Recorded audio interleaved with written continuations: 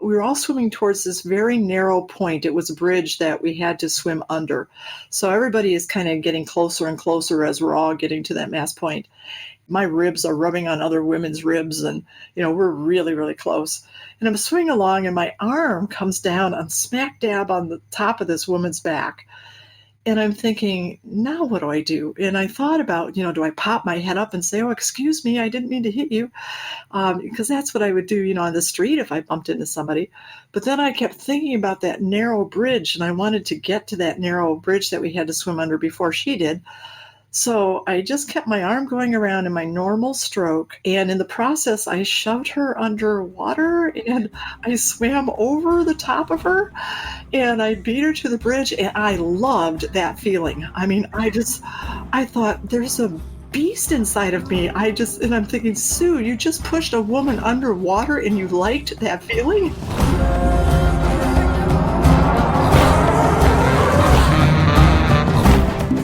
Hello, Yogi Triathlete community. Welcome back to the show. We are Jess and BJ, and we're on a mission to create a better world by sharing meaningful conversations each week with people looking, finding, and living their purpose. Our intention is that no matter how big our accomplishments or monumental our challenges, we all know beyond doubt that we're never alone. Yogi Triathlete is a community of like-minded competitors who believe in the interconnectedness of humanity and the power of the mind. Our guest today is a woman who reminds us all that when we set our sights on something and follow that up with action, there is no goal that is out of reach. Sue Reynolds embarked on her life transformative journey in 2010 when she pushed her breakfast away and said no more. At 335 pounds, Sue was morbidly obese and unable to tie her own shoes. But on that day, she was ready for change. She started small with a walk to her neighbor's mailbox, and although it felt like a marathon to Sue, she got up the next day and walked again.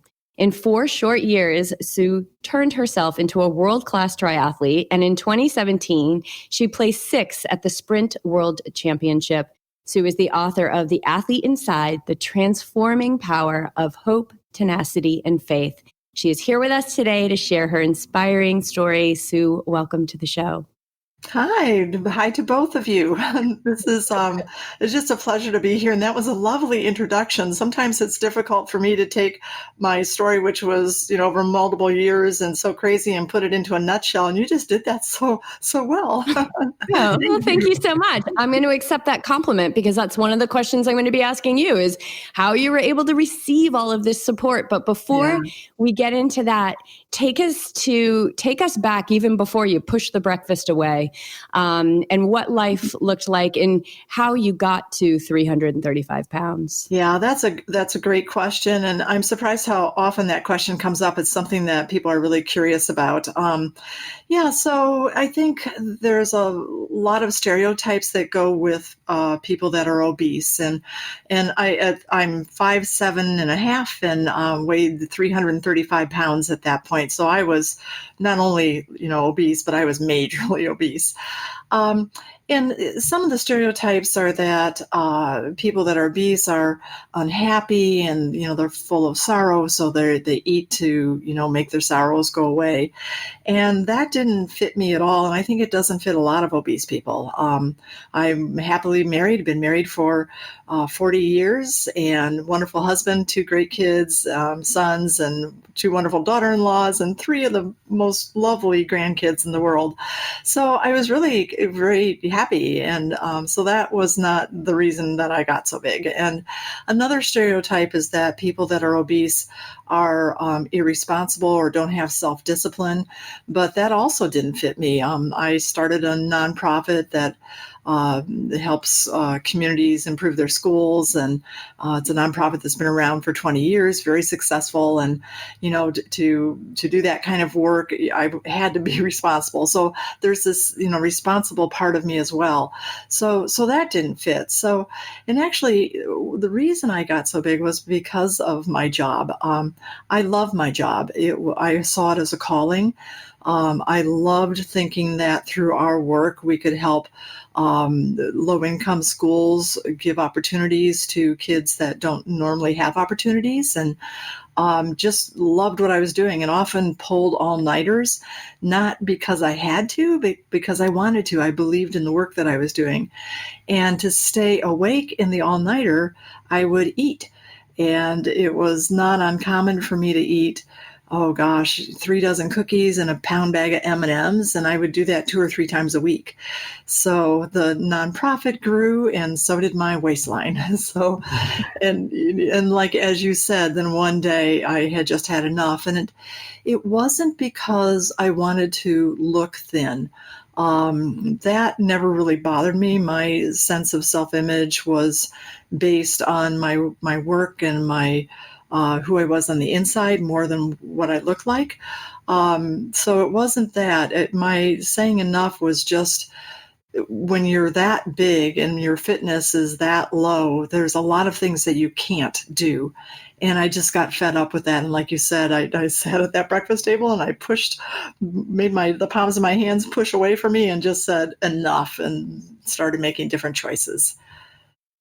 So, I mean, to put on that much weight, it takes years. Like how long would you say that was in the making? Yeah, I was overweight, but not obese. I think my first diet that I can remember, I think I was 12 or 13.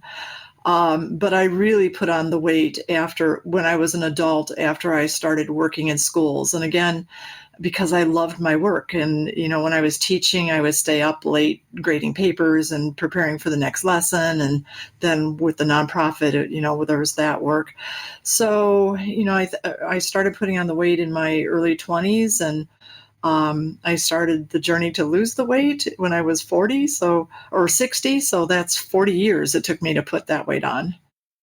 Whoa, that's actually pretty amazing, because I think some people will look and say, oh, why bother? Like, I'm never going to get this weight off. It took you 40 years to put it on and less than 4 years to get it off. Yeah. So that's actually a pretty high rate of return, right? Once you push that breakfast away, like it didn't take that. I mean, it really didn't take that long in the grand scheme of this beautiful long life that we have. And that's one of the things that kind of was an aha for me. They always talk about how a healthy weight loss is a pound and a half to 2 pounds a week.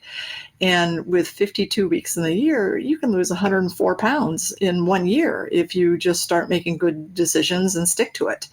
And so that was part of my motivation, or my inspiration for continuing with my diet, is I kept thinking, if I can do this for 52 weeks, I will be 100 pounds less. And that was exciting. Yeah. Does it show you how, which I know the answer, but how resilient the body is, how miraculous this structure that we're in, that we can do that for 40 years and come back and thrive in the same physical structure we're in? Yeah, absolutely. And, not only losing the weight, but then taking someone who had done absolutely no exercise for decades, and then to all of a sudden discover this athlete inside of me and develop that at age 60. I mean, the human body is amazing. Were people around, was your husband or your kids, were they concerned about your health? Yeah, absolutely. It was interesting. There were some of my family members some of my family members were concerned about my appearance. They thought I should look nice. But my immediate family was concerned about my health. They nagged me again for decades about losing weight and, exercising. But I gave myself incorrect messages. My blood pressure was always low for some reason, even when I was my heaviest. And so I assumed, since my blood pressure was low, that my weight wasn't a health issue for me. And, that's not true. But that I would always say to myself, well, I'm a healthy obese person because I have, low blood pressure. But that wasn't true. But it was at the time, it was kind of a nice thing to tell myself. It probably kept you healthy. I mean, we know that what we think we become, right? Yeah, So, true, it probably kept you healthy. And I think that that's a really strong testament to the fact that we can't change for other people. Yeah. And that, as we look around our life, we can always find somebody that, oh, geez, if they just did a little bit less of this, or they did a little bit more of this, and, because maybe we're on the other side of what they're in. But all I can do is just, hold them in my heart and pray, really, that they'll find their way, because change has to come from within. Absolutely. And so what was it about that moment where you just said, no more? Yeah, I think it was, and the point that you make is really true. I think there were, for many, many years, I did false starts with my dieting. And I mean, I probably failed at 60 diets before I was successful at it. And I think the reason is because I was trying to diet to please other people. I would see in the media that, successful people were thin, or it was pleasing other people always. And that was enough of a motivation to get me started with dieting. But when the going got tough and I was tired and there was a dozen cookies, that wasn't enough of a motivation pleasing other people to keep me going. And it wasn't until the person I was pleasing was me, and it was something that was important to me, that I could stick with the diet over time. And I think that's really, really important. So it was just deciding that, the biggest thing, there was just so much I couldn't do. I would go out for lunch, a business lunch, and I'd have to just cross my fingers that we didn't sit in a booth, because I couldn't fit. I would have to tell everybody, I'm sorry, could we sit at the table? I can't get my belly in this booth. If I went into a public restroom, I could get my body in the stall, but I couldn't close the door behind me. So I always had to use the handicap restroom, because it was the only one I could get in. But the worst was I couldn't put my socks and my shoes on myself, because my belly was so big I couldn't reach around it. So it was not only the weight and the fitness, but it was just the sheer size of my body that was a problem. So every morning I'd have to ask my husband to put my socks on for me. And I just hated doing that. I felt so helpless. And and I think, at that time when I said enough, my visual at that point was, my first goal was to be able to put my socks on. I just wanted to be able to put on my socks. And it never occurred to me that I'd end up liking sports or anything. I just wanted to put my socks on. So, but that's a question I get a lot from young people when I'm doing presentations. There's a lot of young people that are concerned about their obese parents. And they'll ask me, what do I say to my mom or my grandma? I say to them basically what you just said, that it's got to come from within them. You can't make them want to make that change in their lives. You just have to be supportive and, never give up. And my family never gave up, but they nagged at me to lose weight for probably 30 years before I did. So, yeah. It must have been frustrating to you there, but it seems like there was a bit of like a cognitive disconnect where you're such a go-getter and you were a teacher and you saw a need and you started this nonprofit, and you're an achiever. You are an achiever, right? Which is really like the essence of an athlete. Mm-hmm. You're an achiever. And then here you are every day saying, I can't even achieve. Putting so I could see how that just built as a piece of your life that was unacceptable. And maybe it seems small, but it's the feeling around it and the disconnect of who you truly were inside. Yeah, that's a really good point. And actually something I've never thought about before. It was just such a feeling of helplessness to, have this one part of my life that I couldn't control. I couldn't put on my own socks. And yeah. In relation to the diets that you tried, so, upwards of 60 different diets, the nutrition information that you saw, how confusing or how much of a struggle was it going through? Maybe it's this diet, or maybe it's this food that I need to eat, or this doctor says this. Like, was the level of confusion and frustration high at that point? Just trying to find that answer. Yeah, absolutely. And so the diets that I tried, there were two types of diets I tried. One was counting calories, and the other one was counting points. And what would happen is I would lose weight. Like when I opened the book, I talk about losing 66 pounds on a diet where I counted points. But the way I lost the weight is I would stop at the however many points it was, but I ate all my points for breakfast, and then I just wouldn't eat the rest of the day. So I was still eating, waffles and maple syrup and those things I love for breakfast, and then I would just, starve the rest of the day. So I lost weight, but that was not sustainable for probably anybody. It certainly wasn't sustainable for me, and I would just, gain it all back. So, yeah. So where do you go from the breakfast table that morning? You say no more. Where does it go from there? Does it start with the food? Does it start with the exercise, or both? It started with the food. Exercise at that point was something that I just thought at my size was impossible. And there were also times, with all these failed diets where I just thought it was hopeless. I mean, there were years that I just gave up. I mean, I just thought, and it's one of the reasons why I wanted to write the book, because I felt so hopeless being 100 plus, in my case, 200 pounds overweight. I wanted to give other people hope to, help them understand, yes, you don't have to have surgery. It doesn't have to, you can just make different choices. And then over time, you can lose 100, 200 pounds. So for me, it started with the diet part, and the diet that finally worked for me, it really wasn't a diet. It was just a lifestyle. And that was an aha for me because diets are things that you start and you stop, and then, but a lifestyle, you just do the rest of your life. So, and I just started doing what I call a whole foods diet, where I don't leave out any food groups. I just limit my portion sizes, and I eat 5 times a day. So I feel like I'm always eating. I'm just eating healthy foods and not eating a lot. But now, the first 3 weeks, I think, were hard when I had to get used to like not buying a candy bar every time I got gas in the car. But after the first 3 weeks, it got really easy. And that was really surprising to me, that once I got past eating all the junk, that it just, didn't bother me to eat healthy food.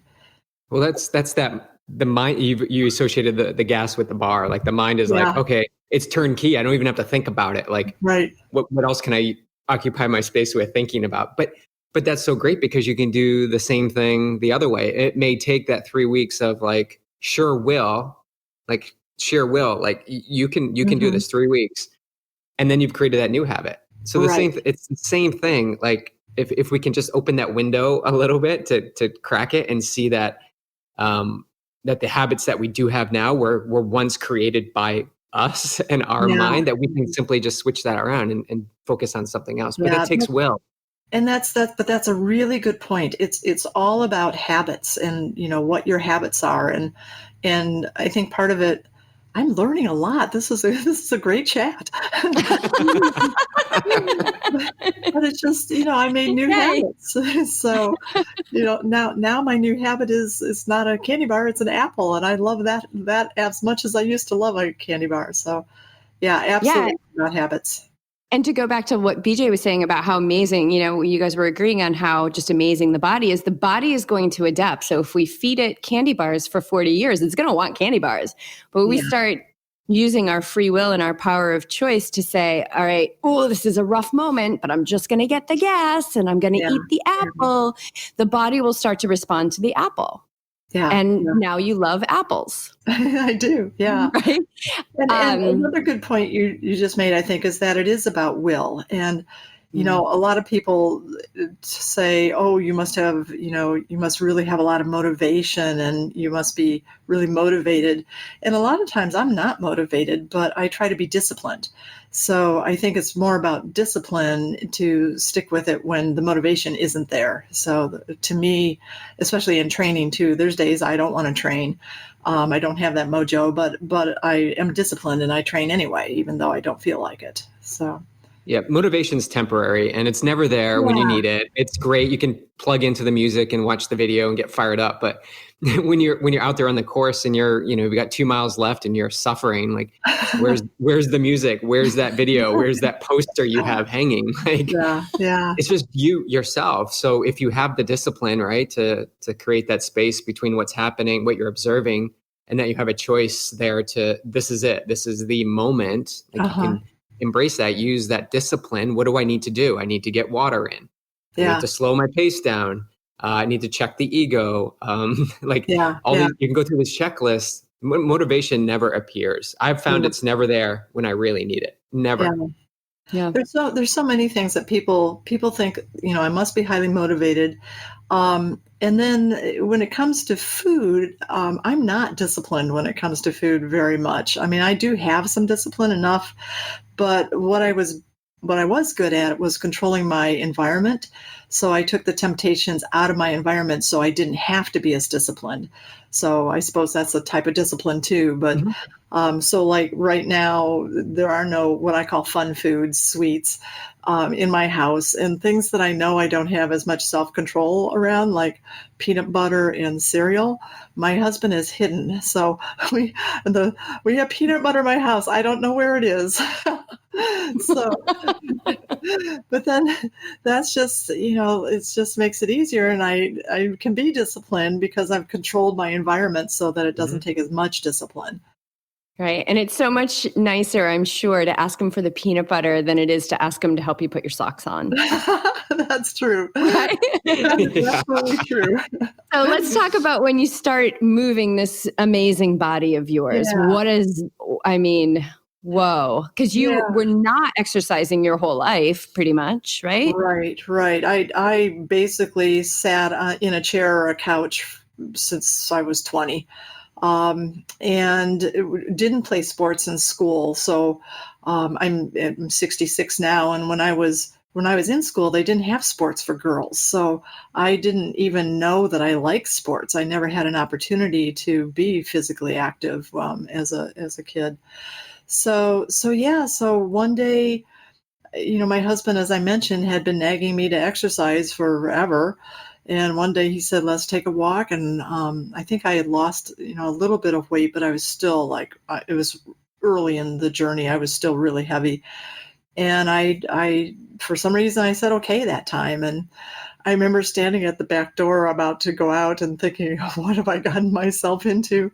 But I held onto his arm, and he was probably carrying half of my weight. I don't know. I mean, he was holding me up a lot. And we just walked to the neighbor's driveway. It was about 50 meters away. And I had to stop a couple times to rest. And then we turned around and came back and walked in the back door, and I collapsed on the couch. That was hard. A lot of times if someone's never been obese, I think it's hard for them to imagine what that's like. So I like to explain it this way. If someone who's not overweight had to carry 10, 20-pound bags of ice, the large bags of ice from the grocery store, imagine picking up 10 of those and then having to walk across the parking lot carrying 10 of those. I mean, that's just a lot of extra weight to carry. So when I got home after walking 100 meters with all that extra weight, I was just exhausted. I remember falling back on the couch, and I was, gasping for air, and it was just so hard. But at the same time, I was just over the moon excited because I had exercised, and it was the first time in decades that I had ever exercised. And I remember thinking, I'm covered with sweat, but it's not because I was hot. It was just, I was just so proud that I had taken that first step. It was wonderful. So, and then it was just baby steps after that. The next day we walked to the second neighbor's driveway, and the third day we walked to the third neighbor's driveway. And one of the things I did that was really helpful, that I'd text my children. My sons were adults and not living at home at the time. But I would text them and say, walk to the seventh driveway, and they'd text back and say, woohoo, Mom, good job. And so, but what I had set up was an accountability system. And I didn't realize that until recently that was so important, because I knew if I missed a day, they would wonder, why didn't mom text me today? So that was great. Yeah. So then I finally got to the point where I could walk a mile, and then I could walk for 3 miles. And I texted my children and said, 3 miles, woohoo. And my youngest son texted back and said, okay, mom, now we're ready for a 5K. and I, oh my gosh, I mean, to me, I'm obese. 5K, they were like, that was something for fit people and for people that could run, not for obese people that could barely walk. And so I didn't want to do it. But my son, every time I would say words that started with yeah, but, my son would say, Mom, that's just an excuse. Let's figure out a way around that. So, yeah, but I don't know what to wear. Well, I'll help you figure that out, Mom. Yeah, but it's going to take me so long. The race director will be, inconvenienced. Yeah, but call the race director, ask him if it's going to be an inconvenience. So I did. So my biggest yeah, but was I really was afraid that everybody would point at me and wonder why the obese person was at this event that was, designed for fit people. So, but finally he at that one, he said, Mom, nobody is looking at you. He said, that's kind of like self-centered. Nobody's paying attention to you at these races. So I went, and he signed us up for a race, and he called, and he said, I signed us up, Mom, and the name of the race is the Krispy Kreme Challenge. Perfect. And we're on the West Coast, but we're from the East Coast, so we know what Krispy Kreme is. Mm-hmm. Do they have Krispy Kreme in the West Coast? Mm-hmm. Do they? Yeah, they have a few. Oh, they do? I've seen them, but yeah. But yeah, it's your listeners don't know, it's a wonderful donut shop. I mean, it's perfect. You created that whole thing perfectly, and you didn't even know it. So yeah, tell us about that first experience doing a 5K, because one thing we hear people say is, oh, it was just a 5K. It was just a this. It was just a that. And I think that goes right in the same category as yeah, but don't minimize yourself. Like a 5K it's tough. Yeah. It's tough. Absolutely. I mean, walking to the first mailbox was tough. That was to the first driveway. The first 5K, I mean, I'm terrified. I'm older. None of my friends did anything athletic. I mean, my friends were crocheting. They were not like, riding their bikes or walking or whatever. So I had no idea what to expect. But of course, my younger son went with me. And I just remember feeling so excited to have a race bib to pin to the front of my shirt. I just thought that was the coolest thing. But we take off on the walk, and I thought I was going to die. I mean, basically, what I know now about heart rate and how to judge my heart rate zones, I know my heart rate was at red line that whole walk. I mean, just trying to get all that extra weight, to go 3 miles, and with the crowd there, I think I went a little faster than I, walked at home. But it was great.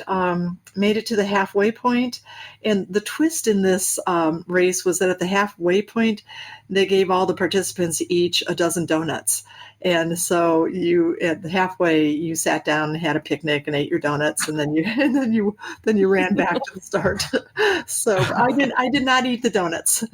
So yeah, but it was great. And I learned at this race, especially, I learned a couple things. One was that about the kindness in the endurance community. And I know you guys know all about that. And there's just something about the endurance community that are so supportive of one another and so kind and joyful. And I just fell in love just with that community spirit in that community, in that race. And then the other thing I learned is that of all the hundreds of people that were at that race, there were only maybe 5% that were actually racing. The rest were just trying to get over the finish line, and so that was a big aha for me, to realize that you didn't have to go fast.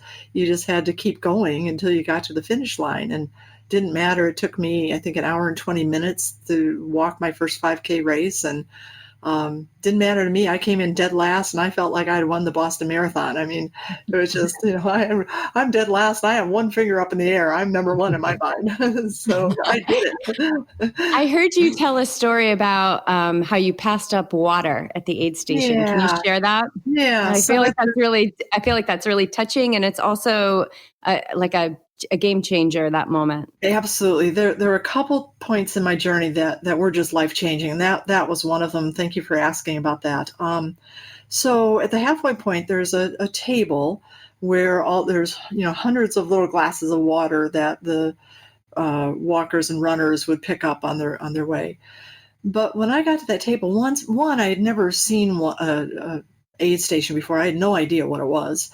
But I figured it was for the people that were the real athletes, the people that were running, and not for me, because I was just a walker. And I remember thinking I didn't deserve water because I was just walking.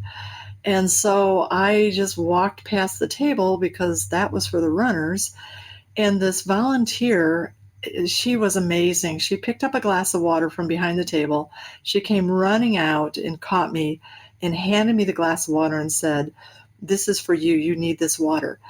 And at that point, I think that was the first time I ever kind of felt like an athlete, because somebody thought that I was doing something physical that was so physical I needed water. And it was just, that was life changing. And, I don't know who that woman was, and she will never know the impact that she had on my life. And that was another thing I've learned in this journey, how sometimes we can say, two words to somebody, or just a small little act of kindness, and it can change a life. Just the power of kindness to me is just, it's amazing. So yeah, that was a great moment. So how does the 5K ensue into triathlon? Yeah, so I was walking and I started running a little bit. I used a program called Run 5K on my phone, an app, and it's interval training where your first run interval is to run like for 15 seconds, and then you walk for 3 minutes, and then you run for another 15 seconds, and then every day it builds you up. So my first run was literally for 10 feet, because I hadn't run for 40 years, and I'm overweight, and I don't know if I can run. So I just kind of tried it. I went 10 feet, and I'm not really sure it was running, but my elbows were bent and my arms were moving back and forth like a runner does. So I called it running. I don't know what it was, but but to me it was running. So started running a little bit, and then just started thinking, I wonder if there's other sports I could do, or other types of exercise. So I did a water aerobics class. And then after class, which water aerobics is wonderful for overweight people because you don't have to support any of your weight. The water supports you. And that was great. But after class, I wondered, just got curious one day, I wonder if I could swim a length. And so I got a kickboard out because I thought, well, if I drown, I can at least hold on to the kickboard. And I kicked the length and I made it. And then I kind of breaststroke dog paddled another length. And so every day after class, I started trying to swim a little bit farther than I did, the time before. And then I thought, well, gosh, I'd heard about this thing called a triathlon, and I didn't know any triathletes, but I started thinking, there's a third component, which is bike. I hadn't ridden a bike in 40 years, but I thought I could do a spin class. So I just started a spin class and rode on a stationary bike. And then one of the things that I learned is that I hate exercise unless it has a purpose. So when I started thinking about triathlon, I never thought I would do one, but in my head, I'm walking down the street and I'm telling myself, "Oh, I'm preparing for a triathlon. I'm going to do a triathlon someday." I never thought I would. I never would say that out loud to anyone, but it's just in my head. It was this little game, this little daydream I had. And then finally, I realized that I could do the distance in each of the three events, and it was just a matter of putting it all together. So I signed up for my first sprint triathlon. Didn't tell anybody because I was sure I was going to back out or quit in the middle or whatever. So the only one I knew I was doing it was my husband. And yeah, so we went and did my first triathlon, and I made it. So it was great. Where was that in your journey? Like, was that within the first year of your weight loss? Yeah. So started losing weight and then gained it all back. So I restarted in 2012 and then my first triathlon was in 2013. So yeah, so it was well into my journey, but I was still heavy because I had lost and then regained. So Yeah. but I was walking all that time when I lost and regained. So I had some fitness in 2012, but not a lot. So when did this competitive athlete start to rise to the surface? Oh my gosh. So I did my Was this another life-changing experience? there were two. This is the second one. So I did my first triathlon and fell in love with triathlon. As soon as I got home, I signed up for another one. And I started getting first in my age group. And I thought, well, I must have a knack for this. And after about my third time of being on the podium, I realized that I was the only one in my age group. So it was pretty easy to get on the podium when there was absolutely no competition. But yeah, so I started wondering how I compared to other women, and I knew my age, and I knew that to figure that out, I was going to have to go to a large triathlon. So because I had finished first where I was the only one, I qualified for the national championship. So in my second year of triathlon, I'm still very much a beginner. I mean, I'm such a beginner in my first transition. I sat down and I put on clothes. I sat down. I had a cooler with me. I ate a sandwich. I had a picnic in my first transition. And I brushed my hair because I wanted to look nice on the bike. Of course. Yeah, of course. So, I mean, I'm such a beginner. So I get the nationals and I know I think I'm going to come in dead last, but I didn't care. It was just such a honor to be at nationals and to be with to see the best triathletes in the country and how they race and what they do in transition. And I went more as a spectator, but I also wanted to see where I lined up against other women my age. So the life-changing part was we get to the swim and I am terrified. It's my first mass start. It's my first wetsuit race. It's in Lake Michigan. It's my first swim in a large body of water, and I'm just scared to death.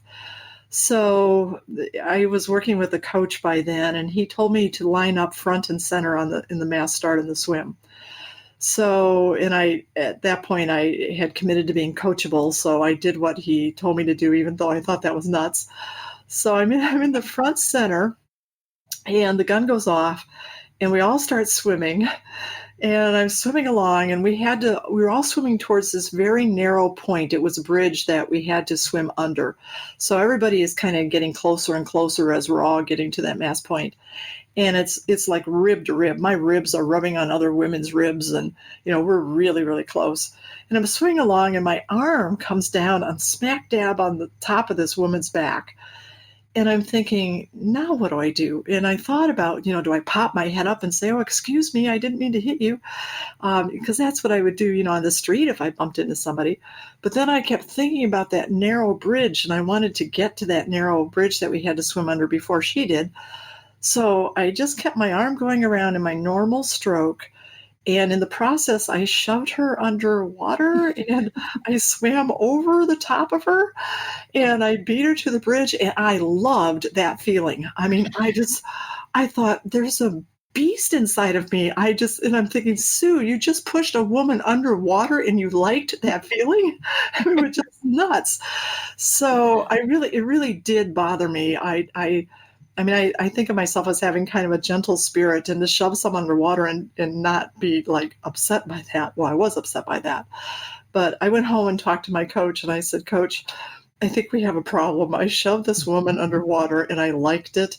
And he just laughed. He said, Sue, that's the feeling we want. That's the competitor in you. That's, you want to have that primal drive and to want to beat people. And, he said, on the street, don't push anybody down. But when you're in a competition, that's fine. You're just trying to, you didn't shove her underwater on purpose. You're just trying to, get to the point before she does.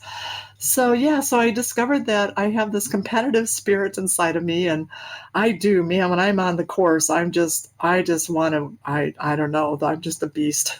So I love it. And but thought I'm, a 60-year-old beast, a grandma, just crazy. Well, the thing that I find is, as we continue to get older, we're in our late 40s now, is that the people who continue to be in the game are the super competitive ones. So I bet you're finding that it's not a breeze in your age group. Like, you got to work for it. Yeah, no, absolutely. And it's probably funny to some people, but, imagine all these 65-year-old women, 66-year-old women, all like, they're all beasts and we're all like clawing at each other. And it's, yeah. And then at the end, you're like, congratulations, great job out there, or on the run, and again, that's that community, that's that kindness that we see, even though, the girl that you just shoved under the water is saying, great swim. Yeah. The funny part was in the restroom after the race, I heard these two women talking about, or a woman talking to another woman about how she got pushed underwater in the swim, and she had to have been talking about me. Yeah, exactly. I'll just move myself from here. So as you're dropping the weight, now you're competing, now you're getting first place, you're going to nationals, and you're really transforming, which is a beautiful transformation. You're moving into an active, healthy lifestyle. The people around you, sometimes it's hard it's hard. Sometimes it's hard for somebody so close to you to have such a big change. Did you have resistance or friends that were like, okay, you're not getting invited to the crochet circle? Or, did you have anyone fall away from your life or resistance because of what you were doing? No, I've been very blessed with that. And I've heard that people have shared those stories with me too, how it's, it's such a transition that it is hard for other people to relate to you because with a new identity. And it is hard, but I've just been really blessed. My husband, he loved me when I weighed 335 pounds, and he loves me at 135 pounds. He's always been supportive of me, no matter what journey I was on in work or in triathlon. And yeah, I've been very, very blessed with that. And I think my kids, my sons, they love it because I'm able to do things now.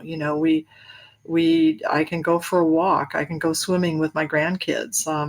It's made me just be able to do things with the family that I couldn't do before. So yeah, it's been lovely. Have you had to mourn the loss of your old identity? Yeah, not so much mourn, but that's a really good question. And that was a shock. I had in my mind, I was looking forward to weighing, I think it was 166 pounds, because at that point, according to the government, I would no longer be overweight, and by their charts. And so I thought, I couldn't wait to get to 166 pounds. And I'm weighing myself every morning. And when I got to the point where I was 165.9 or something, I was just under 166, I thought, oh my gosh, I'm no longer overweight. And I was envisioning getting on, social media and saying, woohoo, I'm no longer overweight. But I freaked out just because I didn't know who I was. And I can remember that morning looking in the mirror, and it was like I was looking at myself and I was a Martian, or all of a sudden I had changed, I had 3 arms, or, it was just, I just didn't know who I was. And that threw me, not for a long time, for about 2 or 3 weeks. I just had this unsettled feeling because I didn't know who I was. And because I'd always been the obese person, and now I didn't know who I was. But my coach has been such a help for me through this. And he said, Sue, now you're an athlete. And that just felt preposterous to me because, obese people weren't athletes. I never knew I could be an athlete and be heavy. And now I wasn't heavy. I was normal weight. And, I just couldn't think of myself as an athlete. I would refer to myself as a pseudo athlete or an athlete wannabe, but I just couldn't call myself an athlete. But my coach really stressed that. And I actually did exercises where I would look in the mirror in the morning and just say to myself over and over, self-talk, you are an athlete, you are an athlete. And after a while, that just, it's like the habit thing again. It just felt more comfortable to think of myself that way. Mm-hmm. And now that's absolutely who I am. I'm an athlete. So. Do you get people asking you because we always want the fast track. So they're like, what did you do? Like, what can I do to get to that point? Whereas just from the stories that you've told, I see this, you just kept making little steps here and there. Like you stayed after swimming and just went one more lap than you did the final week and made these really, really small changes over a long period of time where people may look at you, who you meet, and are like, well, I want some of that. Like, what's the key? Like, what can you tell me to do? And to summarize all of it into one, finite pinpoint answer is probably super challenging because it took a lot of things over time. Yeah, that's why I appreciated your introduction so much, because you did such a good job of putting it in a nutshell. I can send it to you. Good, I'll copy it. Perfect. So, but yes, I think that people, everyone wants a quick fix, and everybody wants it to be easy. And I think it is easy, but it's not quick.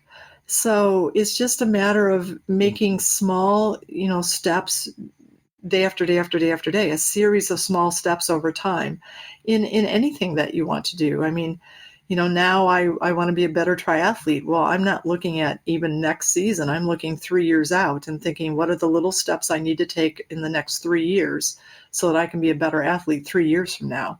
So, there are no miracles or no quick fixes. If there were, we would all be doing them. So there just aren't. And then people always want to know what my prescription is for the best diet. And, we talked before about how it's not a diet, it's a lifestyle change. But I always say to people that the best lifestyle change, in my opinion, is the one that you'll stick with.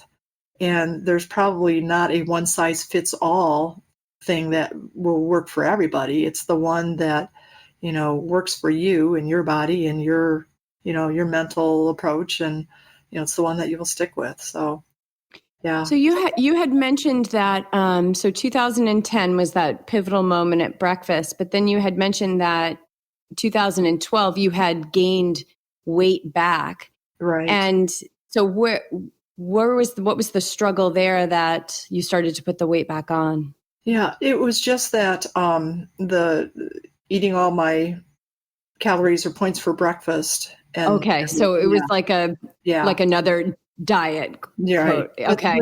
But there was the point where I distinctly remember this after I'd put all that weight back on, where I even remember where I was. I remember thinking, okay, I have a choice now. I can just say, okay, this is just one more failed diet, and just say dieting doesn't work for me, and just, give up and just accept that I'm going to be obese the rest of my life. Or I can find a plan B. And if plan B doesn't work immediately or after time, then find a plan C. So I kind of made the decision to never give up, that if one path didn't work, just find another path. And if that path didn't work, just find another path. And, just to never give up. I think it's so easy to say, oh, it doesn't work, and just toss in the towel, rather than to make that adjustment and try something different. Does that make sense? Yeah. Yeah. So having a choice, you've got power. Yeah. And absolutely. when you fall into that lack of like, well, it's just diets don't work for me, so that's just the way it is. And then you fit that box and those whatever fits inside that box, and now you're safe because you have that. But when you have a choice and you realize you've got that power to choose, it's so profound. It's so it's so strengthening because you're taking control of the external experiences and stimulus that you once thought dictated who you were. Exactly. And I'm amazed at a lot of people who are overweight will come to talk with me. And it's interesting. Some of them, it's probably about 50-50. About half of them are really interested in, what's my next step, and they want to move forward. And the other half will talk to me about overweight and then their next sentence is, yeah, but, and then they'll tell me why they can't lose weight. And you're right, it's all about choices. They can accept that, but I have children at home, and I don't want to cook for two people, or but my metabolism is slow, or whatever but they come up with.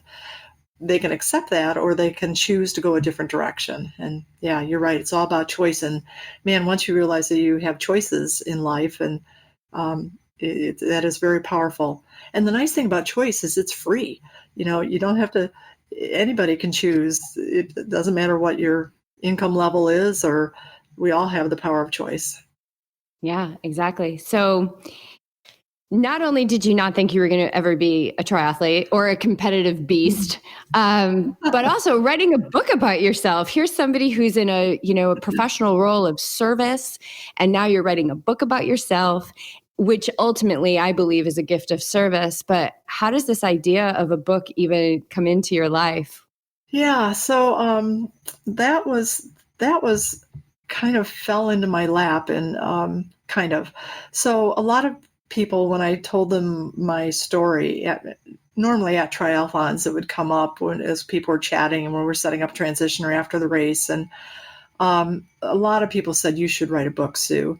And then people started, they would contact me through social media and say, oh, your story has inspired me, and now I've started my journey. And sometimes it wasn't a weight loss journey. It was some other journey that they wanted to go on and felt hopeless about. And then they thought, well, if Sue could lose 200 pounds, I can certainly go after this career promotion, or, whatever it was they wanted, or to be kinder, or a better spouse, or whatever.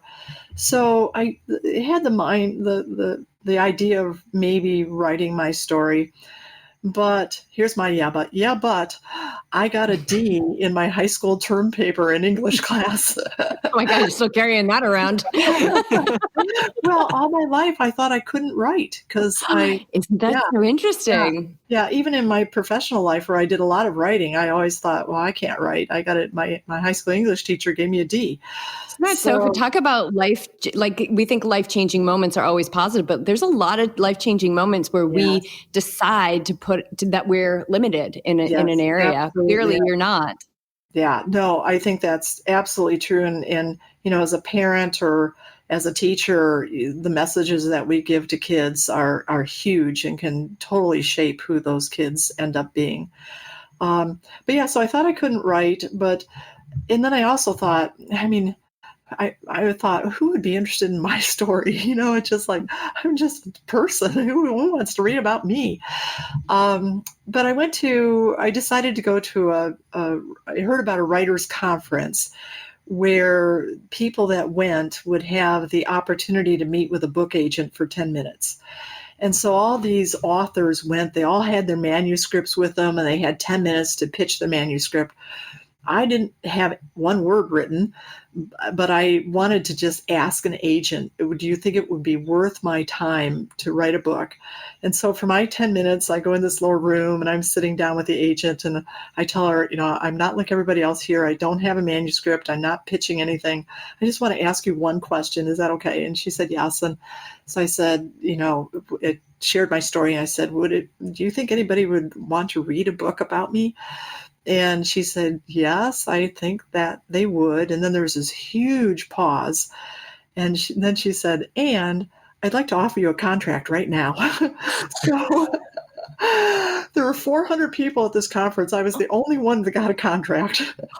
And I'm thinking, it's harder to get a book agent than it is to get a publisher. That's really hard. And I'm thinking, okay, I have an agent and I don't have a book. So now I've got to like learn how to write a book. But then I went back to triathlon and I thought, if I could learn how to do triathlon, I could learn how to write a book. And so I thought, well, how did I do it in triathlon? I got a coach. So I hired a book coach and discovered that I was a lot better writer than I thought I was. He actually ended up doing very little editing. So that was a pleasant surprise. And yeah, so it is kind of weird to write about your life and put it out there for the whole world to read. But like you mentioned, it is, there were so many people that helped me in my journey that, and so many people that inspired me that, and then I looked at how I thought it was impossible to lose that much weight. And I wanted to tell people, it is possible. And so I figured if I shared my story, maybe that would give other people hope, and not just in weight loss and fitness, but hope that they could accomplish, whatever they wanted to accomplish in life. So yeah, so I wrote the book and we found a publisher and yeah, it's out there. That's amazing. And you're gifting all of the proceeds. So can you speak about that? Because I think the information in the book is going to be such a gift to so many. So I encourage everybody to purchase the book. And if you need an extra reason, Sue's going to tell us why. Yeah. So I wanted to write the book to help people. And then I started thinking about, I realized there would be some income from the book. And I've also started doing another thing out of the blue. A speaker agent contacted me and asked me if I would like to be represented. And so I've been doing, like before COVID, I've been doing conference keynotes all over the country. And so I knew that there would be income from that and then income from the book. And started thinking about, well, how could we use that funding to help other people too?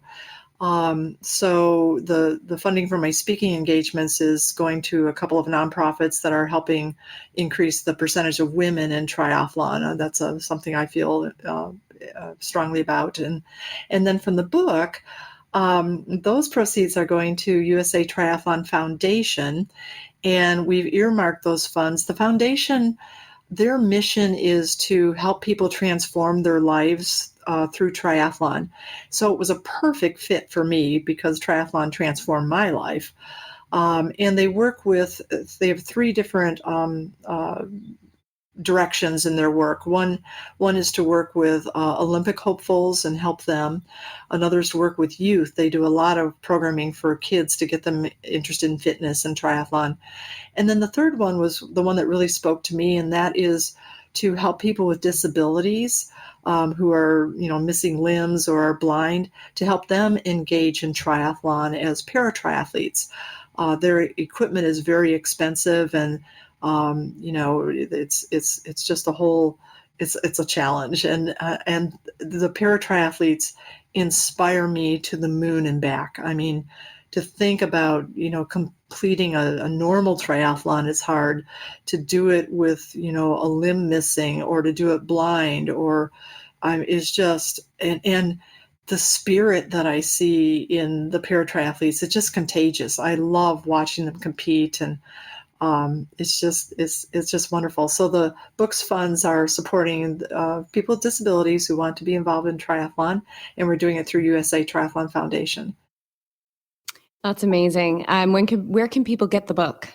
Yeah, so the book is available on Amazon. It's The Athlete Inside, and just go to Amazon and search for that, and it will pop up. So perfect. Yeah. And you say you want to be, a better triathlete in 3 years. What is it that like burns that fire inside of you? What is that big dream? Yeah, my guess is, I know a lot of triathletes feel this way, but for me, it's I get curious about what I can do, and it's just, most of my journeys start with I wonder if, I wonder if I could be better, or I wonder what would happen if I tried this run technique, or in the beginning it was I wonder if I really committed myself, could I make Team USA and compete on behalf of the United States at Worlds. And so now I'm just wondering if I continue to apply myself and really commit as I get older, I'm wondering if, what will it be like when I'm 90? Can I still do this? And, if I really prepare well now, can I still be doing this when I'm 90? And so there's all that. I wonder if I'm just really curious. Yeah. Stay curious. And it's a good place to be because, you've got the unknown, and the Yeah. unknown is such amazing because you're creating it in the moment. And even if it's just your thoughts, like Jess's question, like just thinking about what it looks like in 3 years, like what does it feel like? What is it? You're standing at the line of worlds and you're crushing it, and you're swimming over thousands of women and pushing them down, and thousands of 90-year-old women. It could happen. So that seems to light you up. I see a huge smile and lots of joy, but someone who needs that lighting up, and I don't want to call it motivation, but how can they find that inside themselves? Because it's always there. I think you mentioned that, like it's inside and you just got to peel back the layers. How does someone take that first step when all they see is roadblocks and they see the large weight to come off at the end, or getting to worlds? They see that big thing at the end wherein they can just start now. Yeah, that's a really good question. I'm not sure I have a good answer for that. I think that it's possible for all of us to find joy within ourselves, and it's just a matter of figuring out what gives us joy and believing that we can get to a joyful place. It's kind of like what you said before, that it's just one little step at a time. And even if the world looks totally dark, where's that one pinprick of light? And then what's the first step, towards that? And if that first step doesn't work, then what's a different step to take? And I like to tell folks that you don't have to know all the steps to start with. You just have to know the first step. So, where's that place inside of your heart that brings you joy? And then what would be the first step to move in that direction? So I think that's a beautiful answer. I think that is the correct answer. Joy. Joy. I think it's our birthright, and it is inside. And I think that was a beautiful answer. So Sue, thank you so much. We're going to put links to everything in the show notes. I encourage everyone to buy the book, gift the book. Holidays are not canceled. They are right around the corner. For those of you who have lost track of time, we are moving into the fall. This is the weirdest year on record, for sure. Yeah. But thank you so much for your time tonight. I know it's late night on the East Coast right now for an athlete. It's almost 8 p.m. It's jammy time. Thank you so much. We really appreciate your time tonight. Thank you. Yes, and thank you guys too for the work that you do in this podcast, and really talking about, the joy part of what we do, and just what brings us together as humans. And as I've listened to your podcasts, I just really appreciate that. So thank you too.